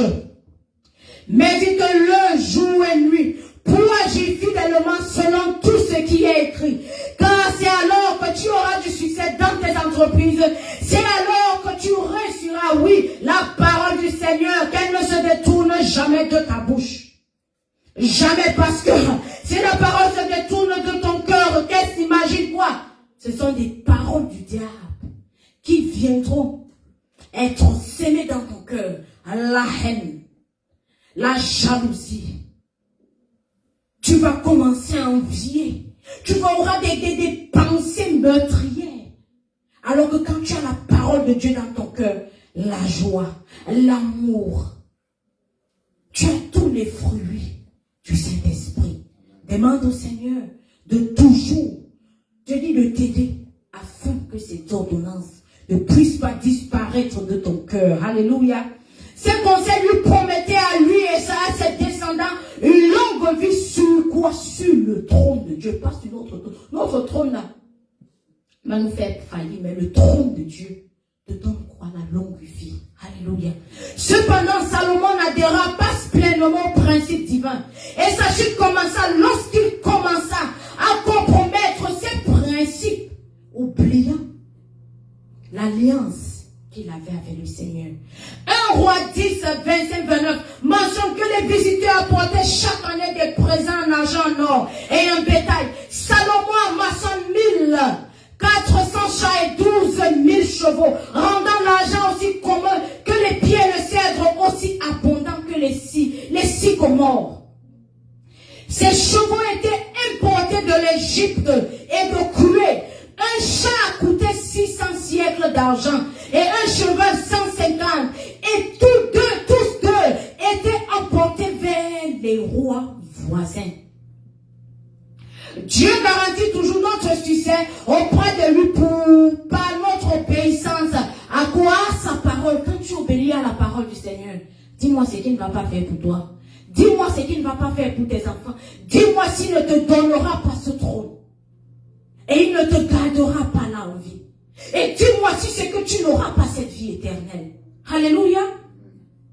2 Chroniques 26 illustre ce principe de rechercher Dieu pour le succès de la vie du roi Osia. Il rechercha Dieu au jour de Zacharie qui comprenait les visions de Dieu. Et tant qu'il rechercha l'Éternel, Dieu le fit prospérer. Dis-moi comment. Parle pas de prospérité de ce monde. On ne parle pas des biens de ce monde. Non. Parce que les biens de ce monde sont quoi? Ils sont éphémères. Mais les biens dont le Seigneur te bénit avec sont quoi? Éternels. Je dis, parleront pour toi, parleront pour tes enfants, parleront pour ta communauté, parleront pour tes pays voisins. Alléluia. Mais dès qu'il osa transgresser les principes établis par Dieu, il subit les conséquences de ses actes de rébellion. Alléluia. Mais bien sûr, quand tu ne fais pas, tu vas à l'encontre de ce que le Seigneur te demande de faire. Et il va te faire ôter de ce siège. Tu vas te poser la question de savoir si Dieu t'avait utilisé un jour. La manière dont tu vas te sentir, la manière dont tu auras même peur de sortir, la culpabilité va te tuer. Amen. 2 Chroniques 26, 16, 19 dit, mais lorsqu'il fut puissant, son cœur se leva pour le perdre. Il pécha contre l'Éternel son Dieu. Il entra dans le temple de l'Éternel pour brûler les parfums sur l'autel des parfums. Le sacrificateur Azaria entre après lui avec 80 sacrificateurs de l'Éternel, encouragés qui s'opposaient au roi Osia et lui dit, tu n'as pas le droit, Osia, d'offrir des parfums à l'Éternel. Ce droit appartient aux sacrificateurs fils d'Aaron qui ont été consacrés pour les offrir. Sors du sanctuaire car tu commets un péché et cela ne te tournera pas à ton honneur devant l'Éternel. La colère s'empara d'Osia qui tenait un ascensoir à la main et comme il s'irritait contre les sacrificateurs, la lèpre éclata sur son front en présence des sacrificateurs dans la maison de l'Éternel près de l'autel des parfums. L'Éternel frappa de lèpre jusqu'à sa mort, le frappa de lèpre jusqu'à la mort. Quand tu ne fais pas ce que le Seigneur t'a demandé de faire, ne pas le faire. C'est pour ça que le Seigneur prend ce pasteur et met dans ta vie. C'est pas parce que le Seigneur te donne beaucoup de révélations que tu vas commencer à le minimiser, non. C'est pour que vous puissiez travailler main dans la main. Pour que vous puissiez faire quoi? Travailler dans la main. Parce que Dieu n'aime pas l'homme orgueilleux. Non, il déteste l'orgueil. Parce que ton orgueil va te faire trébucher. Ton orgueil va te retirer. J'ai dit de déchirer ton cœur de la présence de Dieu. C'est le mot là qu'il a utilisé dans déchirer. Il va déchirer. Donc quand tu penses sur le mot déchirer, imagine comment quand Dieu déchire. Il déchire jusqu'à ce n'est plus bon. Amen. Quand tu penses au moment où il a frappé de roi qu'on a demandé de brûler des parfums. Ou bien d'allumer des bougies dans la maison de Dieu. Non, je ne peux pas. Ou bien, par exemple, un roi d'or. Il doit avoir la clé du temple sous son oreiller. Toi, tu auras le courage d'aller réveiller le roi. Tu dis, oh, lève-toi. Tu es roi, non. Tu fais encore quoi au clé? Lève-toi, les gens sont au temple. Tu passes où? Tu vas faire comment? Il va te tuer. Il va faire quoi? Il va te tuer. Donc, quand tu penses à ça, pense aussi à Dieu. Comment est-ce qu'il agira? Lui, il est compatissant, long en bonté, mais plein de miséricorde. Mais laisse-moi te dire que ça ne parlera pas pour toi. Alléluia. Le troisième point, c'est qu'un d'entre nous était lié à Dieu dès le ventre de quoi? De notre maman. Salomon avait été lié à Dieu par sa mère pour être un fils instruit, digne du don de prophétie. Cependant, il devait se conduire d'une manière digne de ce don. Quand je dis, quand tu portes la prophétie, c'est toi. La bouche de Dieu, là, c'est toi. Je dis même ta façon de parler. Je dis, tu dois être humble. Tu ne peux pas dire, je dis que non, c'est Dieu. Dieu dit que. Papa dit que. Ce n'est pas que Salomon a dit que non. Est-ce qu'il connaissait même ce don qu'il avait? Non, moi, je connais toujours la sagesse. Après Jésus, c'est moi. Je pouvais imaginer, il tape la main. J'ai dit, c'est moi. Dieu nous donne seulement la sagesse. Aujourd'hui, après Jésus, là, c'est toi. Comment tu vas anéantir les nations? Commençant par ta famille. Je dis, tu vas tuer tout le monde. Refuser même de faire des bébés. Parce que tu as peur que le Seigneur viendra élever ta semence contre toi. Alléluia. Mais la bonne chose, c'est quoi? J'ai dit, il traverse des familles, il saute. La maman, la famille que vous avez tellement détestée au quartier, c'est cette famille que le Seigneur commence à utiliser. Alléluia. Ça fait mal au cœur, mais on doit dire Amen. Alléluia. Il épousa plusieurs de ces femmes étrangères pour assurer sa domination, plutôt que de se conformer à la loi de Dieu. Le Seigneur dit d'épouser par des femmes étrangères. Elles auront des épines sur vos plantes de pied. Maintenant, elles sont tellement belles. Les femmes de mon pays n'ont pas ces formes comme des guitares. Leurs dents sont ceci, elles sont cela. On murmure. Sans savoir que les étrangères, là, quand j'entends même étrangères, à la fin de sa vie, les femmes de Salomon l'avaient éloigné de Dieu. Le même jour de sa consécration du temple, Salomon épousa qui la fille de Pharaon. Nous tous, nous connaissons qui est Pharaon. Le soir de ses noces, la fille de Pharaon fit jouer par ses servantes des instruments dédiés à ses idoles. Mais l'amour l'avait tellement aveuglé qu'il ne pouvait plus discerner. Salomon qui était tellement sage, qui connaissait tout, Salomon qui parlait même avec le cafard. Salomon qui parlait même avec le vent. Mais là, l'amour là, tout pour lui c'était non, je dois découvrir la femme-ci. Je dis, je dois découvrir ce qu'elle a entre les jambes, la femme-ci. Il s'en foutait, tout pour lui c'était seulement de dormir. Mais elle, quand elle venait en mission. Elle avait une mission derrière la tête. C'était de le faire tomber, de l'éloigner de son Dieu. Parce que quand elle marchait main dans la main avec le Seigneur lui révélait beaucoup de choses.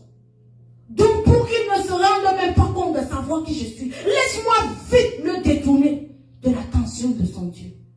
De peur que c'est le roi Salomon, il peut me décapiter.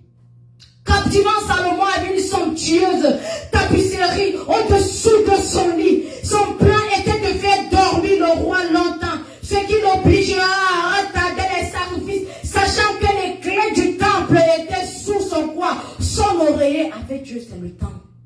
C'est le temps. La saison, quand tu oublies ça, sache que c'est la prochaine saison. Mais ici, là, nous avons vu comment elle retardait les choses du Seigneur. Le diable, c'est ça que le diable fait dans nos vies. J'ai dit, fermez vos ceintures. Fermez vos fermetures. Fermez les fermetures de vos pantalons. Même si elle est belle, n'importe comment, pense à ta femme. Va embellir la femme de la maison, elle sera plus belle qu'elle. Alléluia.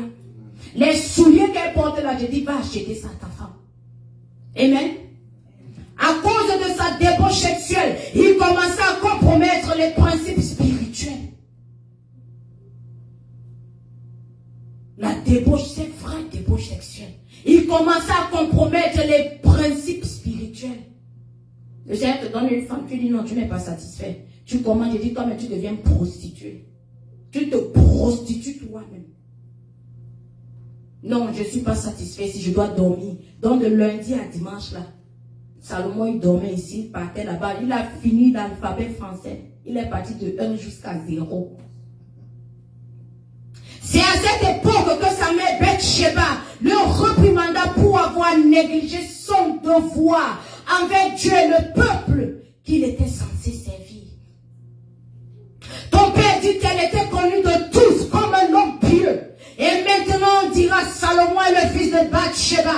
C'est la faute de sa mère s'il fait des erreurs, oui. Quand nos enfants viennent avec 5 de moyenne, le papa dit regarde-moi le garçon là, il ressemble à sa mère. Je dis c'est de ta mère que tu as pris ça. Parce que moi à l'école je n'avais pas 5 alors qu'il avait même 2.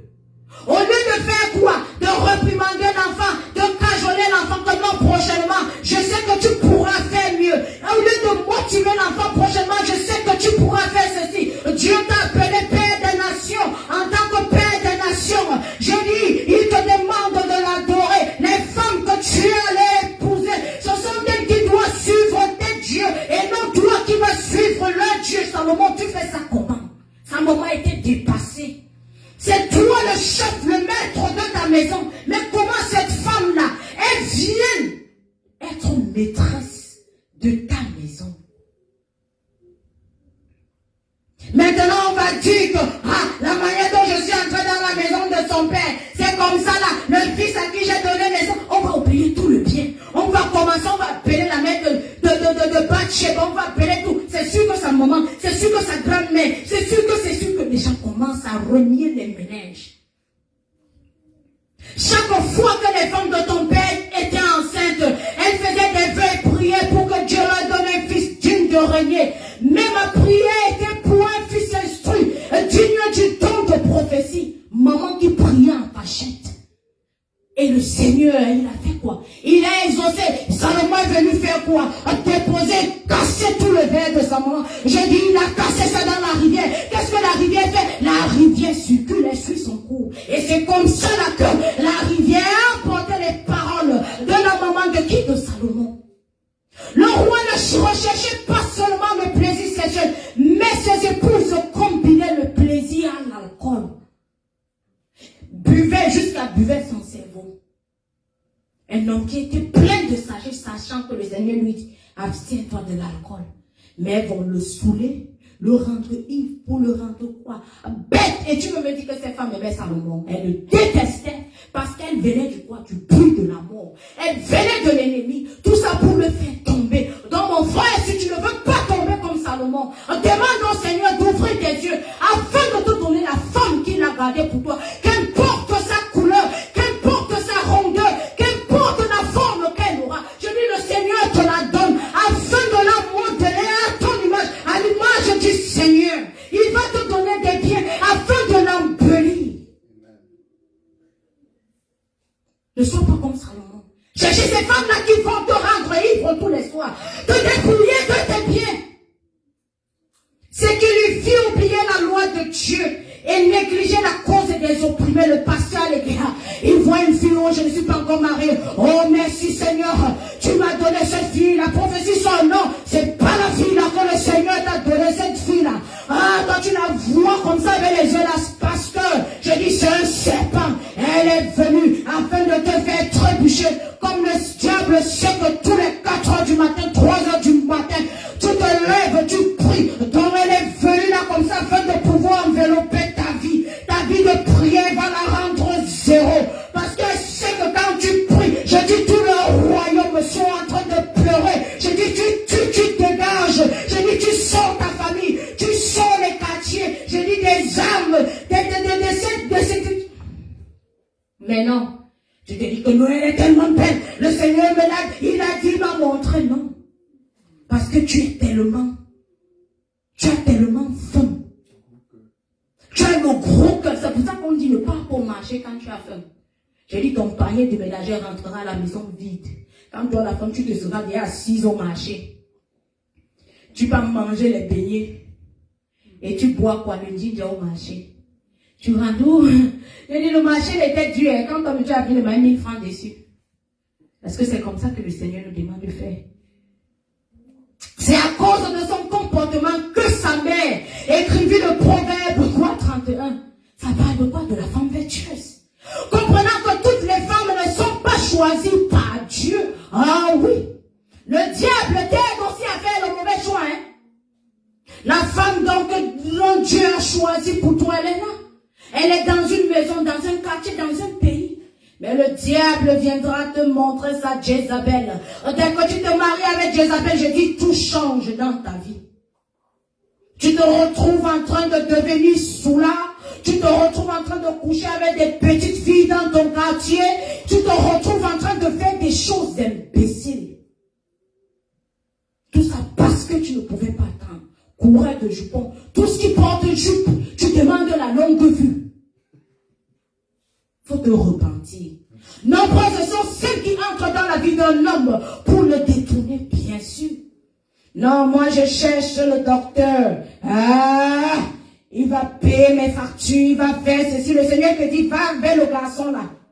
Vous cherchez votre vie ensemble. Comme ça, là, quand vous allez vous en sortir, personne ne parlera mal à l'autre. Non. Moi, je cherche le docteur est dans la maison, il te tape tous les jours avec des mauvaises paroles. Il finit par, il laisse les paroles, il commence à porter main sur toi. Tu restes là parce que tu veux paraître.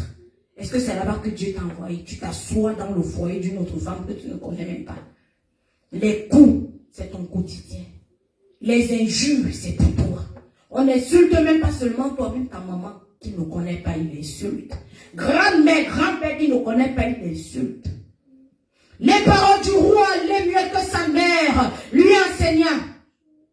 Que te dirais-je, mon fils? Que te dirais-je, fils de mes entrailles? Que te dirais-je, mon fils, objet de mes vœux? Nous avons vu les vœux que maman a pu faire devant le Seigneur, cette alliance qu'elle avait liée avec le Seigneur. Si tu me donnes ce garçon, je veux qu'il soit plein de sagesse et qu'il prophétise à ton nom. Mais qu'est-ce qu'il est venu faire? Il prophétisait sous les jupons des femmes. Et il commençait à servir quoi? Leur Dieu. Tout ce qui était jupons, Salomon ne pouvait pas résister. Est-ce que c'est pour ça que Dieu l'avait appelé? Non. Ne livre pas ta vigueur aux femmes. Et des fois, celles qui perdent quoi? Les rois, celles-là qui font tomber des pasteurs, viennent dans des églises. Ah, c'est quand le pasteur commence à prêcher que la jeune fille va arriver à l'église avec une mini-jupe. Il dit bien, on lui donne même la place de s'asseoir derrière. Elle dit non. Elle passe s'asseoir au premier banc. Elle écarte les pieds comme ça là. Et le pasteur, je dis, il oublie tout ce qu'il avait. Comme seulement le jour là, tout son quoi, son regard est focalisé entre les cuisses de cette jeune fille. Parce que quoi, elle est venue faire quoi? Elle est venue en mission. Regardons comment le peuple de Dieu a perdu la parole de ce jour. Cette parole qui devait venir faire quoi? Sortir des gens de captivité, sortir des gens des ténèbres, afin de les emmener dans la lumière. Mais les Jézabel se retrouvent dans des églises, afin de faire tomber quoi? Des pasteurs. Parce qu'ils ont quoi? C'est appétit sexuel. Quand je parle de pasteurs, hommes et femmes, personne ne reste derrière tout le monde. C'est pour ça qu'il faut avoir Dieu. Demande au Seigneur, n'aie pas honte. C'est lui qui t'a créé, tu ne te connais pas. Il te connaît, il connaît où tu pourras trébucher. Il te dit, oh, si tu passes là-bas, ce sentier-là ne vient pas de moi, mais va plutôt de l'autre côté. Je dis, tu vois le jupon, tu vois la cuisse là. Elle est rouge, mais moi je t'ai demandé de chercher la cuisse qui est noire, comme le comptable, le charbon. Mais tu dis non, elle est brune. Et moi, je suis noire. Elle va venir m'éclairer. Mes enfants seront ceci. Qui a dit? C'est ça que le Seigneur a dit. Nous voyons les noirs aujourd'hui. On les insulte, tout pourri, tout ceci. Alléluia. Ce n'est point au roi le miel, ce n'est point au roi de boire du vin, ni au prince de rechercher des liqueurs fortes. Tu bois jusqu'à tu bois ton cerveau. Je dis que tu fumes comme ça t'a déjà affaissé. De peur qu'en buvant, il oublie la loi et ne reconnaisse les droits de tous les malheureux. Donnez des liqueurs fortes à celui qui périt et du vin à celui qui a l'amertume d'un âme, qu'il boive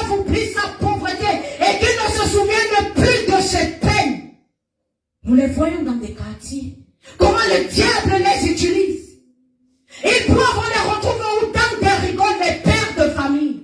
L'humiliation que ce diable amène dans ta famille. Tes enfants ne peuvent plus parler au quartier, c'est ton papa qui est ivre. On le retrouve autant dans quoi? La rigole. Le diable humilie ta famille. Je peux imaginer comment le moment de Salomon pleurait. Je peux imaginer l'amertume qu'elle avait dans le cœur. Je peux imaginer les regrets. Je peux imaginer comment cette maman se ressentait. Comment elle pouvait dire, Seigneur, comment est-ce que tu m'as gardé afin de voir comment ce garçon est venu détruire l'alliance que j'avais fait avec toi, Seigneur. Aide-moi, aide mon fils. C'est pas comme ça que je voulais que sa vie soit. Oh Seigneur, aide-moi.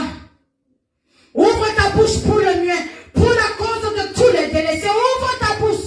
Juge avec justice, défends le malheureux et indigent. C'est pour ça que la maman de Salomon priait le Seigneur afin de lui donner un fils qui ne sera pas muet, mais qui ouvrira sa bouche et qui va juger avec justice. Et il va défendre le malheureux et l'indigent. C'est pour ça que la maman de Salomon mettait ses pieds au sol, pas pour qu'il puisse courir après tous les jupons qu'il verra dans le quartier. Beaucoup d'entre nous aujourd'hui sont le fruit des vœux de nos parents. Certains de nos parents ont lutté pour nous avoir. Comment dans la Bible, mais lorsqu'ils ont fait alliance avec Dieu, c'est quoi leur demande? Mais pour Anne, c'était quoi? Seigneur, donne-moi le fils, parce que sa coépouse faisait quoi? Elle se moquait d'elle. C'était aussi pour dire que oui, moi aussi j'ai enfanté. Mais le Seigneur avait déjà dit quoi? Il va l'utiliser afin de venir de sortir quoi? Il va emmener ce roi, il va emmener cette personne venant d'elle, il sortira d'elle. Et il va faire quoi? Il va diriger mon peuple. Quand tu pars, tu demandes au Seigneur des choses avec des intentions bizarres. Sache que le Seigneur ne va pas exaucer. Demande au Seigneur par amour. Ne demande pas au Seigneur pour le plaisir, non. C'est pas comme ça que ça se passe. Tu ne demandes pas au Seigneur pour le plaisir. Parce que ma voisine a changé de maison. Parce qu'elle a changé de voiture. Tu connais pourquoi le Seigneur lui a donné la nouvelle voiture. Va demander au Seigneur, Seigneur, si tu me donnes une voiture, je dis ces gens qui habitent dans les lobbies là-bas, je vais les transporter dans un but. Qu'est-ce qui est attaché? Quelle est cette alliance qui est attachée à ta demande devant le Seigneur? Alléluia. Amen. Afin qu'il puisse exaucer ta demande. Est-ce que tu as besoin d'un enfant parce que ta coépouse a un enfant? Parce que tu es fatigué des injures, des moqueries? Tu veux aussi un enfant parce que tu vas avoir un enfant qui deviendra feignant? Non, je ne crois pas. Ceci est illustré par des difficultés dans la concevoir, décrites dans 1 Samuel chapitre 1 de 10 à 11. Dans sa profonde angoisse, Anne pria l'Éternel en pleurant amèrement. Elle fit me disant, Seigneur Tout-Puissant, si tu regardes la misère de ta servante, si tu te souviens de moi et tu n'oublies pas ta servante, si tu lui donnes un fils, je le consacrerai à l'Éternel pour tous les jours de sa vie. Et on ne passera plus le rasoir sur sa tête. Cependant, de nombreux enfants nés de ces alliances oublient les vœux de leurs parents. Je l'ai dit plus haut. Laissant des influences extérieures obscurcir leur jugement, tout comme Salomon. Oh, toi, tu as élevé tes enfants dans les voies du Seigneur quand ils se retrouvent en train de parler dans des universités. Ah, toi, tu vois seulement écouter la musique religieuse ici. Est-ce que tu ne connais pas P. Diddy? Est-ce que tu ne connais pas Justin Bieber? C'est comme ça qu'il commence. Le diable vient déjà semer la graine. Ton enfant se retrouve en train d'écouter des musiques mondaines. L'enfant ne parvient plus à étudier. L'enfant ne parvient plus à faire. Parents, c'est notre devoir. Suivons-les. Je dis suivons-les. Ramenons-les sur le bon chemin. Nous allons trébucher, ils vont trébucher. Mais ça ne nous donne pas le droit de les abandonner. Le Seigneur nous demande de prier pour nos enfants nuit et jour. Parce que c'est cette graine, cette semence qu'il t'a donnée. Et il viendra te demander compte, de lui rendre compte le moment opportun. Alléluia. La bonne nouvelle, c'est que même lorsque nous trébuchons par désobéissance ou rébellion, si nous nous humilions sincèrement, Dieu pourra faire quoi? Il pourra nous relever. Parce que c'est lui qui connaît l'état de ton cœur. Il connaît l'état de ton âme. Tout nous amène à notre premier point de prière.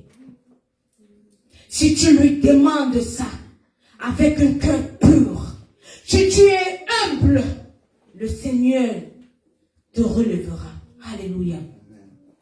Le Psaume 37, 24 dit, si le juste tombe, il ne sera pas entièrement abattu, car l'Éternel le soutient de quoi? De sa main. Alléluia. Si le juste tombe, il ne sera pas entièrement abattu, car le Seigneur le soutient de quoi? De sa main. Il n'a pas dit avec le doigt. Oui, Dieu est capable de te soutenir avec le doigt. Mais il a dit quoi? De la main, parce que tu es dans la paume de main de Dieu. Tu vois comment tu es précieux? Tu vois comment tu es précieuse? C'est pour ça que le Seigneur te chérit. C'est pour ça que quand le diable vient me parler, le Seigneur dit, tu as vu ma fille là? Tu as vu mon fils là? Malgré qu'ils ne sont pas où ils doivent être, mais ils m'appellent, ils parlent de moi. Ils ne sont pas fatigués de parler de moi, même quand on se moque d'eux. C'est moi. C'est moi qu'ils élèvent.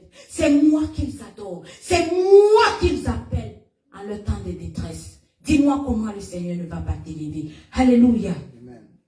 Notre premier plan de prière. Vous vous trouvez peut-être en position d'autorité. Mais vous laissez contrôler par un appétit sexuel sans restriction. Votre besoin constant de pouvoir et d'argent, ce péché vous a fait perdre votre influence en tant qu'élu de Dieu. Oui, ces enfants, dans des grands ministères, dans le gouvernement. Non, tu la vois, elle a fini l'école, elle a besoin d'aller faire son stage. Non, tu dois à tout prix soulever sa culotte. Mais le Seigneur t'a donné ce poste afin de faire quoi? D'assoupir les problèmes dans leur famille. Le Seigneur t'a donné ce poste afin de faire quoi? De pouvoir aider ta communauté et non de la détruire. Et non de venir te venger parce que quand tu étais jeune, tu ne pouvais pas avoir toutes les filles que tu voulais. Maintenant, il t'a nommé directeur d'une grande entreprise sur la place. Tu donnes toute cette fille-là, tu vas coucher avec cette fille, ça te donne quoi? Et ta pauvre femme à la maison, elle pleure tous les jours.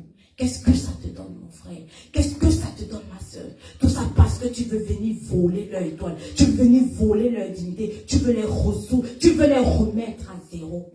Mais il y a des gens qui sont encore dignes, qui portent encore le Seigneur, qui ont encore ce sein de Seigneur avec eux. Ceux-là à qui le Seigneur a pris ses ordonnances, qui ne vont jamais oublier les ordonnances du Seigneur, qu'importe ce qu'ils trouveront, qu'importe ce que le monde viendra les offrir. Alléluia. La Bible nous parle du roi Osia qui cherchait Dieu à l'époque de Zacharie. Un homme qui comprenait les visions divines.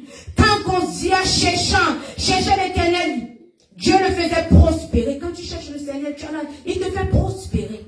Amen. Êtes-vous prêts à ce que Dieu change les choses dans votre vie?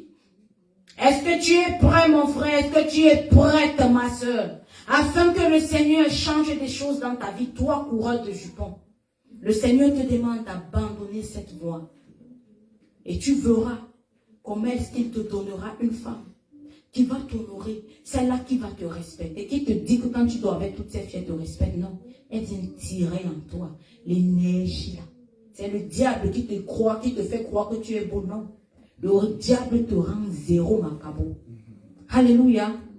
Donc si c'est toi là qui est prêt et prête afin que le Seigneur change ta vie, pas seulement ta vie, mais la vie de toute ta famille, vie de ta communauté, vie de ton entourage, de ton pays et des nations. Dis Père, je me repens de ma négligence en mes devoirs. Au nom de Jésus, je me déconnecte de tout ce que l'ennemi a utilisé afin de me piéger dans un mode de vie qui n'est pas d'accord avec moi, qui n'est pas en accord avec mon appel dans ton royaume. Je renonce à tout péché de fornication. Dis-je avec audacité que tu renonces à tout péché de fornication, la cupidité de toutes sortes, l'adultère, l'infidélité et l'appétit sexuel, sans restriction par la puissance du Saint-Esprit. Au nom de Jésus, je renonce toute pratique maléfique associée au royaume des ténèbres. Au nom de Jésus, je dis, je dénonce toute pratique maléfique associée au royaume des ténèbres au nom de Jésus. Je dis, je renonce à tout péché de fornication, de cupidité, de toutes sortes. L'adultère, l'infidélité, cet appétit sexuel, Seigneur, délivre-moi. Je suis fatigué, je n'en peux plus. Sans restitution par la puissance du Saint-Esprit. Saint-Esprit, aide-moi. Où es-tu? J'ai besoin de toi. J'ai besoin de ta sagesse, j'ai besoin de ton discernement. Aide-moi, je suis fatigué. Je croyais que de moi-même j'étais sur le bon chemin. Mais le prince de ce monde, il m'a trompé, il m'a donné des biens. Il m'a donné cette force. Je voulais faire comme ça le monde, mais j'ai échoué sur ma mission. Oh Saint-Esprit, aide-moi. Aide-moi, Seigneur, afin que cette fornication, quoi de jupon, je refuse, je ne mange plus de cette assiette. Je vais être comme Jésus. Je vais lui ressembler. Je vais faire sa volonté au nom puissant de Jésus-Christ. Alléluia. Dans 1 Roi 11:4, nous lisons que dans sa vieillesse, les femmes de Salomon ont incité son cœur à adorer d'autres dieux au lieu de rester pleinement fidèle au Seigneur, comme il l'avait été avec son père David. Beaucoup d'entre nous se sont tournés vers d'autres pratiques et croyances au lieu d'adorer le Seigneur, notre Dieu.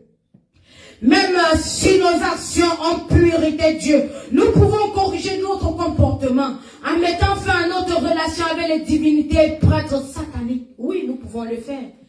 Avec Dieu, il ne se fait pas tard. Il ne se fait pas tard avec Dieu. Il peut toujours faire. Il peut toujours t'accepter dans son royaume. Il peut toujours t'utiliser si tu viens, tu t'humilies. Donc si c'est toi qui veux t'humilier devant le Seigneur ce matin, dis Père, j'ai prise toute alliance que j'ai faite avec des esprits étrangers ou des prêtres sataniques par la puissance du sang de Jésus. Au nom de Jésus, je me libère de toute union sponsorisée par le royaume des ténèbres qui m'empêche d'accomplir mes devoirs. Au nom de Jésus-Christ, que la puissance du sang me purifie de toute impureté que j'ai contracté en m'unissant au royaume des ténèbres. Au nom de Jésus, Père, je dis, je brise, je me libère de toute union sponsorisée par le royaume des ténèbres qui m'empêche d'accomplir mes devoirs. Au nom de Jésus, je brise toute alliance que j'ai faite avec des esprits étrangers ou des prêtres sataniques par le pouvoir du sang de Jésus. Le sang de Jésus porte la vie. Le sang de Jésus porte quoi? Le sang de Jésus porte tout ce qui est bon. Donc Père, je sors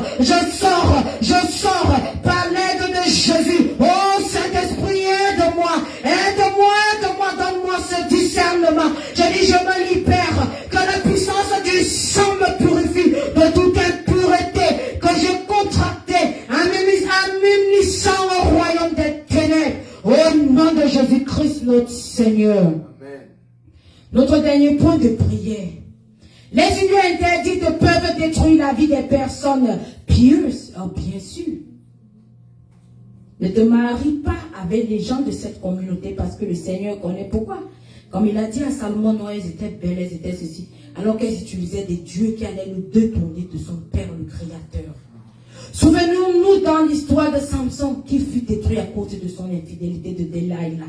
Juge 16-18 nous dit que lorsque Dalila vit qu'il lui avait révélé tout son cœur, elle appela les chefs des Philistins et leur dit, remontez car il m'a ouvert tout son cœur. Il arrivait portant de l'argent. Dalila endormit Samson sur ses genoux. Appelant un homme et lui fit raser les 7 mèches de sa tête. Elle se mit alors à le tourmenter et ses forces l'abandonnaient. Nous voyons le pouvoir de l'argent. Dalila, le pouvoir de l'argent, le pouvoir. Le diable va venir. Qu'est-ce que Judas a fait? L'argent. À cause de l'argent, il a vendu Jésus. À cause de l'argent, Dalila a vendu Samson. Qui avait cette force comme Samson. En tout cas, Seigneur, j'implore ta miséricorde en cette heure. Au nom de Jésus-Christ, notre Seigneur.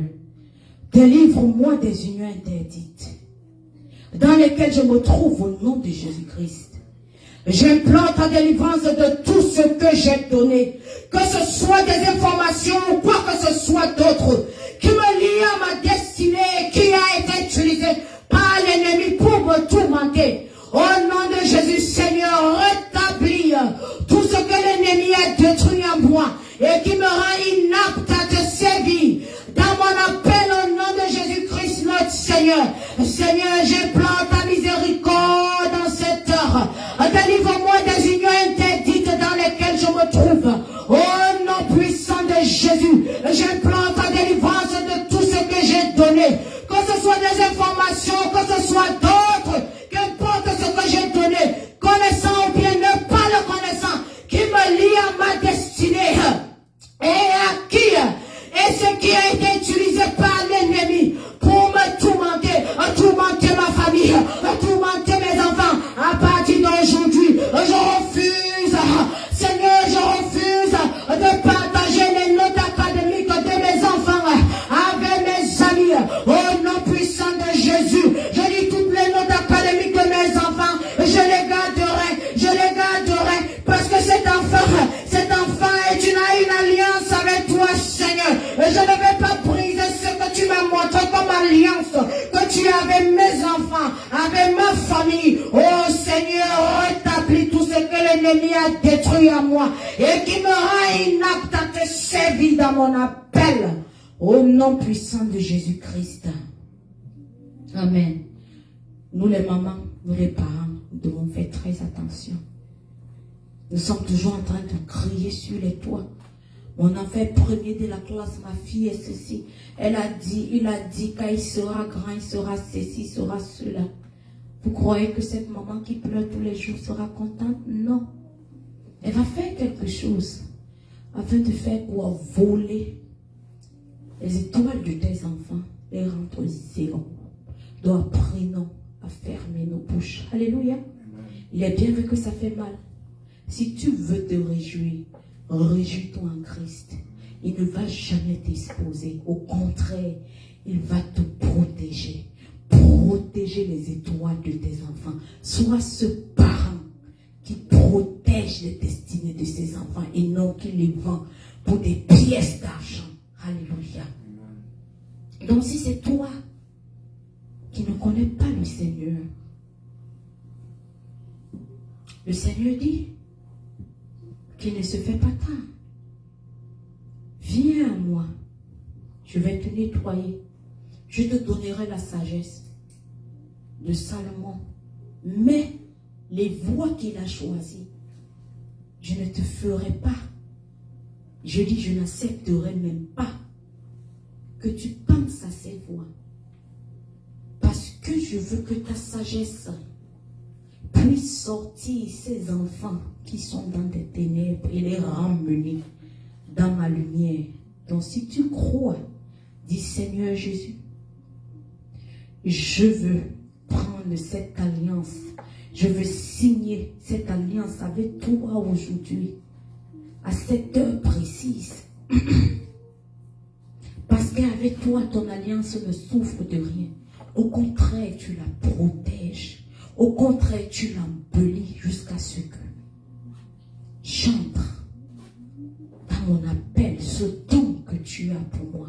Et je sais que tu vas m'aider afin de pouvoir marcher sur les mêmes pas que Jésus. Au nom de Jésus-Christ notre Seigneur. Saint-Esprit, aide-moi. Où je serai fatigué, soit ma source d'inspiration, soit ce sentier, soit cette voix, soit cette épaule qui accueillera mes larmes. Au nom puissant de Jésus-Christ notre Seigneur, je te dis merci. Je te dis merci de me laver. Je te dis merci de m'avoir repêché. Et je te dis merci d'avoir changé mon cœur. Mon esprit et mon âme t'appartiennent. Je vis pour toi, Jésus. Au nom de Jésus-Christ, notre Seigneur qui est mort sur la croix pour nos péchés. Donc si ce message, alléluia, te parle, N'abandonne pas. Sache que tu es sur le bon chemin. La prospérité là, que le Seigneur a réservé pour toi et pour toute ta famille, toute ta communauté, c'est sur le chemin, c'est en route. Reste toujours fervent. Reste toujours, accroche-toi toujours sur le Père et tu verras ce qu'il fera pour toi. Alléluia. Amen. Sache que tu es béni. Ta famille est bénie. Je déclare ce matin que tu ne mourras pas. Tu vivras et tu verras les bontés du Seigneur dans ta vie. Alléluia. Toute barrière que l'ennemi a mis sur ton chemin, que le Saint-Esprit aille avant toi et qu'il puisse les détruire au nom de Jésus-Christ notre Seigneur. Je déclare que tout accident que l'ennemi a proclamé dans ta vie, a programmé dans ta vie, dans ta famille, tes enfants soient annulés maintenant, sans effet, au nom de Jésus-Christ notre Seigneur qui est mort sur la croix pour nos péchés. Nous nous reverrons la semaine prochaine. Je vous laisse avec le psaume 23. Alléluia. Amen. Soyez bénis, bénis, bénis, bénis, bénis, bénis. Nous nous retrouverons dimanche prochain à 11h. Alléluia. Amen. Bye bye. Shalom.